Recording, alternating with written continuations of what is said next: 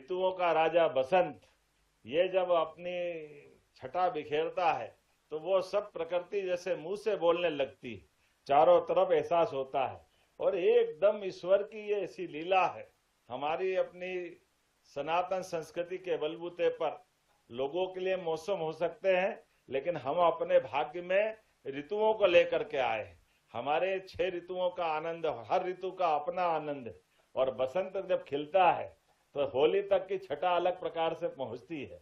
ये जो आनंद आता रंगों का, त्योहार के आगमन का, इसलिए कितना अच्छा लगता है। भगवान महाकाल के गाल पे भी कल गुलाल लगा और भगवान राम भी वहां अयोध्या में गुलाल से शुरुआत करके बसंत पंचमी का आनंद लेते हुए, परमात्मा की कृपा से बदलते दौर में जिस प्रकार का समय चल रहा है, हम सब सौभाग्यशाली हैं। यशस्वी प्रधानमंत्री के नेतृत्व में विरासत से विकास की ओर जब भारत बढ़ रहा है, मैं भी दावोस से लौट करके कल ही आया हूं। और ये बात सही है कि आज के दौर में, बदलते समय में, सभी सरकारें स्वस्थ प्रतिस्पर्धा में भारत सरकार के साथ कदम से कदम मिलाकर के विकास के लिए नए नए संकल्प लेके आगे बढ़ रही है। 3 सर्वाधिक तेज गति से विकास वाले राज्यों में मध्य प्रदेश का अपना स्थान भी है। हमें इस बात की प्रसन्नता है। दावोस के अंदर कौन से उद्योगपति, देश के हो या विदेश के, हर एक कोई मध्य प्रदेश और अपने देश के साथ जुड़ना चाहता है। और वो प्रतिनिधिमंडल भी पूरे दुनिया के 200 से ज्यादा देशों में सबसे बड़ा प्रतिनिधिमंडल अगर गया था तो मुझे खुशी है हमारे भारत का गया था। और भारत के प्रतिनिधिमंडल ने अलग अलग प्रकार से, कितने प्रकार से विचार होते हैं और कितने प्रकार से काम होते हैं। मैं केवल एक उदाहरण देना चाहूंगा। नवकरणीय ऊर्जा, बिजली का उत्पादन। अब बिजली के उत्पादन के बिना तो सभी प्रकार की इंडस्ट्रियों पर प्रश्न चिन्ह लग जाता है, लेकिन अब दुनिया को समझ में आ रहा है कि प्रकृति के साथ ज्यादा छेड़छाड़ करना अच्छा नहीं। जो प्राकृतिक रूप से हो सकता वो सब करिए। इसलिए बिजली भी कौन सी चाहिए, वो बिजली की शुद्धता पे भी आ गए। अभी तक तो थर्मल और उस पे जाते थे बड़े बड़े अलग प्रकार से, लेकिन अब कहा कि सोलर एनर्जी चाहिएगी।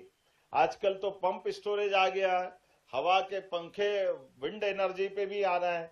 तो हमारे लिए सौभाग्य की बात है, मध्य प्रदेश के अंदर जब ये बात बताई गई कि मध्य प्रदेश के अंदर अपने द्वारा लगभग 8000 मेगावाट के 2 साल के अंदर हमने अपने संकल्प के आधार पर ठोस निर्णय लेते हुए बिजली का उत्पादन भी, जब हम बिजली की दर की बात कर रहे हैं तो मैं तो समझ रहा था कि देश में सबसे सस्ती बिजली उत्पादन करके डिस्कॉम कंपनी को, हमारी परचेसिंग से सेल के बीच की जो दूरी है वो 2 रुपए 20 पैसे सुन के पूरा विश्व चकित हो गया, क्योंकि पूरी दुनिया में 5 रुपए यूनिट से कम कहीं है ही नहीं।